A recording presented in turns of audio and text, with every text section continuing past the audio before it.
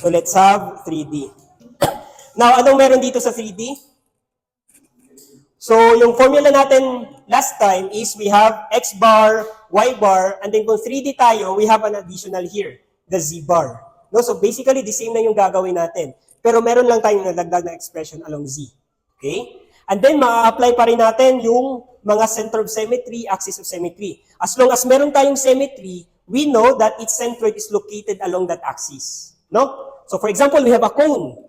Yung cone natin. So yung centroid ng cone nasa gitna. No? Kasi symmetric siya sa dito at saka dito na side. No? So ayan lang.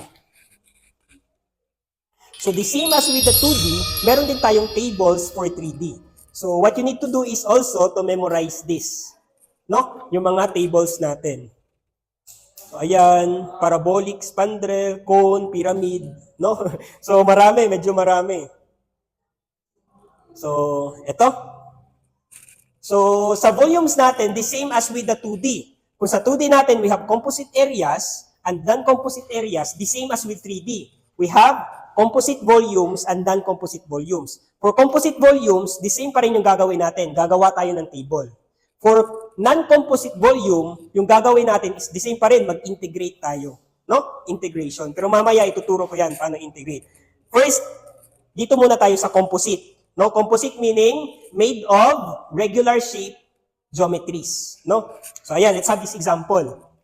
So this example here is in a shape of a bullet na meron tayong hollow in a shape of a cone.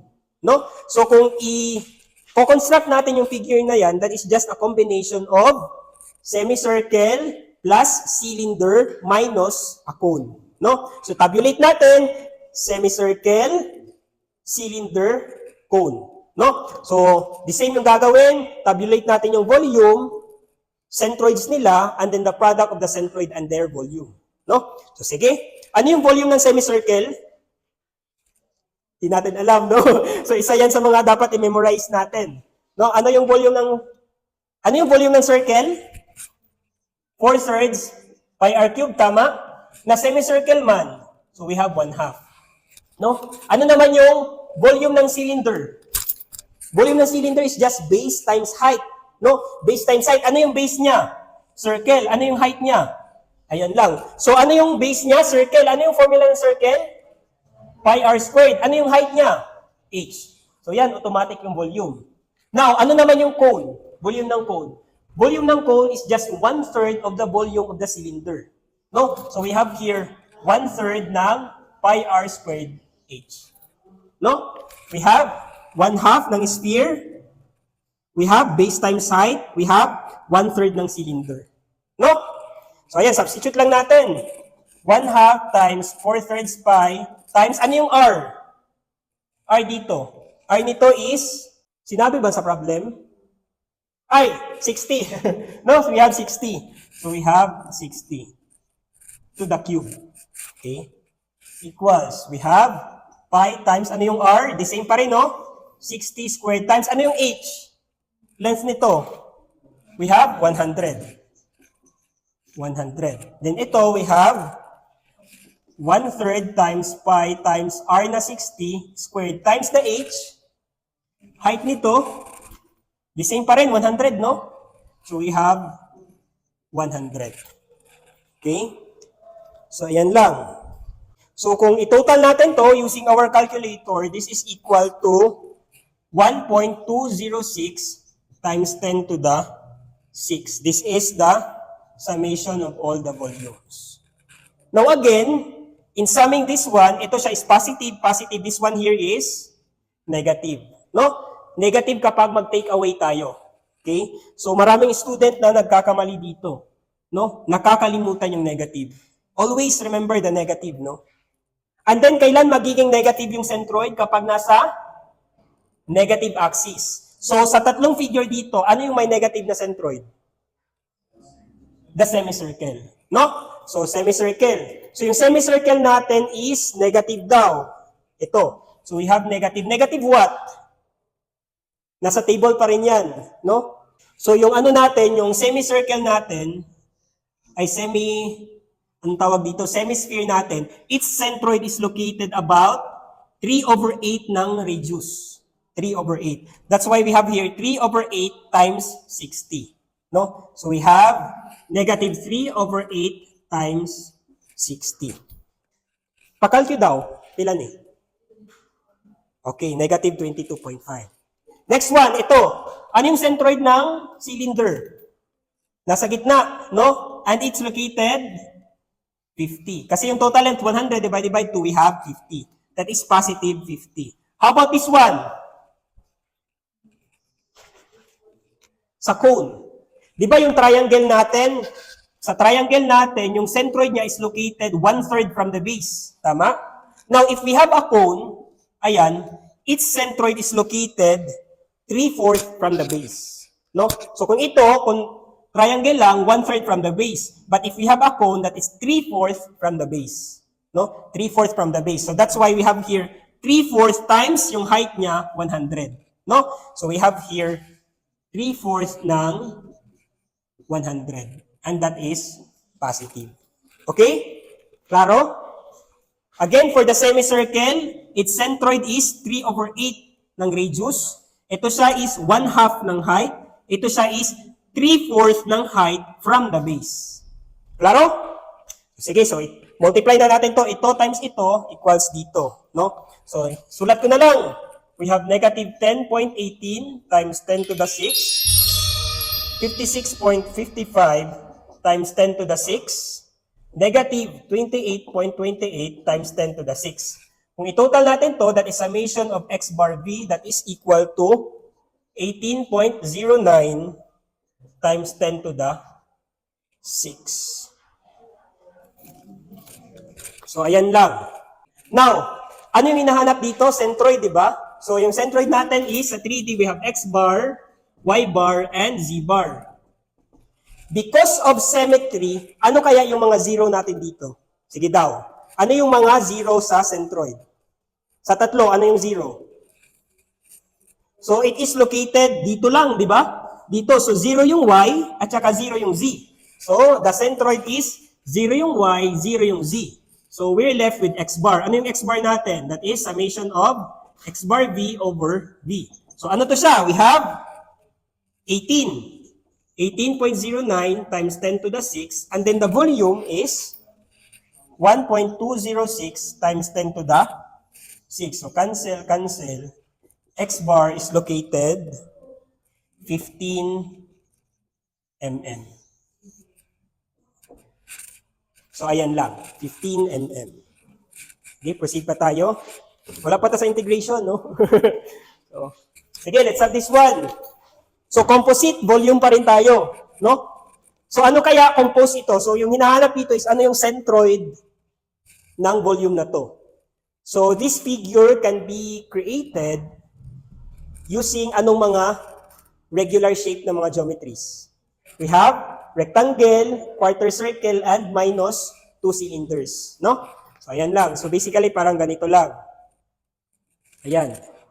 Rectangle, that is up to the base, no? Hanggang sa base talaga. And then plus, quarter circle na nakapatong sa rectangle. Then minus, dalawang ganito. Okay? So, ayan lang. Now, sige, volume tayo. Kayo na lang, maklaro na ninyo ang numbers. Sige. So, this is 1, 2, 3, 4. Sige daw, ano yung volume ng 1? Volume ng 1, kayo daw magsabi. We have 4.5 times 2 times, ano yung thickness? Okay, we have 0.5. How about itong pangalawa? We have 1/4 ng, sige daw, 1/4 ng circle times the thickness. Tama? 1/4 ng circle, which is pi, ano yung r? We have 2, no? Squared. Times the thickness, ano yung thickness niya? 0.5. And then, pangatlo, we have, cylinder lang yan. No, we have pi times, ano yung r niya? 1, no? 1? Ay, hindi. Diameter yan, yung 1. So, 0.5, no? 0.5 squared. Times the thickness, ano yung thickness? 0.5 din. And, huwag kalimutan, negative. So, minus din to. Pi times 0.5 squared times 0.5. So, i-total natin yung volume. This is equal to 5.86. So, ito yung mahirap dito. Paano natin malocate yung mga centroids? So, dami. Kaya ba? No? So, using these figures here, sige daw, kayo daw. Ano yung X bar ng figure 1? X bar. So, ito yung Y, ito yung X, ito yung Z. Practice lang tayo. So, X bar, ano yung X bar? So, kung sabihin natin X bar, from ZY plane papunta sa X-axis. No? So, we have, okay, very good. We have 0.5. Ano naman yung Y bar? Oh, 0.5. No? Ha? Ay, half lagi. Ay, nga no. Divide by 2. Sorry. 0.25 pala. Okay? Ano naman yung Y bar? Y bar is from XZ plane papunta sa taas. Kaso, nasa baba. So, we have negative. Tama? Negative ng height nito. Ano yung height nito? Okay, we have 1. No? 1. How about Z? Z bar. Dito papunta doon. We have half ng 4.5, no? So, 4.5 divided by 2. Tama? So, ayan lang. Sige daw. Ito, number 2. Number 2 is this one here, no? So, ayan. So, ano yan? Ano yung quarter circle natin? Dito located, no? Ano to? We have, di ba, yung centroid natin is located 4r over 3 pi. Tama? No, 4r over 3 pi. So, ano yung x bar ng quarter circle natin? We have 0.5, ito, plus, ito dito. Tama? No, kasi nakapatong siya sa rectangle. No? So, therefore, 0.5 thickness na rectangle plus the centroid na 4r over 3 pi. Klaro? So, sige. Yung x bar natin sa quarter circle is just 0.5 plus 4r over 3 pi. Where yung r natin is, ano yung r? R natin is 2. Okay. Ano naman yung y bar? Sige daw, y bar. Imagine. Try to imagine. Y bar is, hindi siya pataas, pababa. So we have negative. Tama? Negative what? So kung ito, 4r over 3 pi, ito din, we have 4r over 3 pi. The same din. No? So ito, we have negative 4r over 3 pi. How about z bar? Z bar. Z bar is half lang ng thickness niya. No? So ano yung thickness niya? Okay, so 0.25. Okay. And then ito, last, magkaiba sila, no? So ito muna tayo sa 3, ito. Ano yung x bar? The same sila ng x bar, tama? That is just half of the thickness, no? So we have 0.25 and 0.25.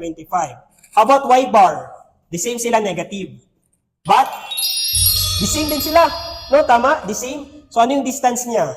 Half lang ng rectangle. We have 1. Tama? 1. So, we have 1 dito and then 1 din dito. Kaso sa z, magkaiba na sila. No? So, ano yung sa z natin? So, sa z natin is, ito, yung isa, and then yung isa is dito. So, paano natin ito makuha? Na, 1.5. Sulat na lang natin, 1.5. No? 1.5 and then 3.5. No? Sige, 3.5. Diretso na lang. No? So sige, ayan, yung gagawin natin is i-multiply lang naman to, no? So yung isusulat ko na lang dito is yung mga equals. Isum na natin lahat. No? So this one here, we have here 3.048, negative 5.047, and 8.555. Okay? So, ayan lang.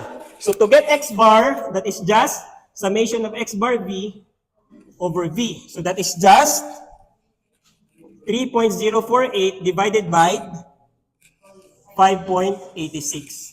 So, x bar is just equal to 0.577. So, for y bar naman, we have negative 5.047 divided by 5.86. So, y bar is just negative 0.955.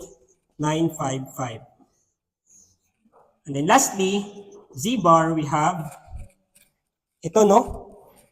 8.555 divided by 5.86. Z bar is 1.618. Inches to sila. Inches, inches, inches. Okay?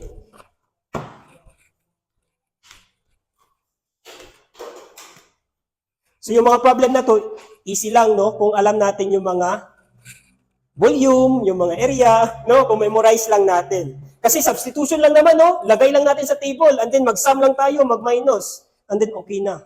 No? So, i-assume ko na perfect kayo lahat dito. As long as hindi magkamali sa sign, okay na talaga, di ba? Sino yung mag-agree? No, as long as memorize yung table, alam paano maglagay ng mga numbers dito, okay kayo na siya. No? So magpasalamat kayo kapag may lalabas sa exam na ganito. No, kay plug-in lang, 'di ba? Ay labi sa integration. Try daw kung integration yung lalabas.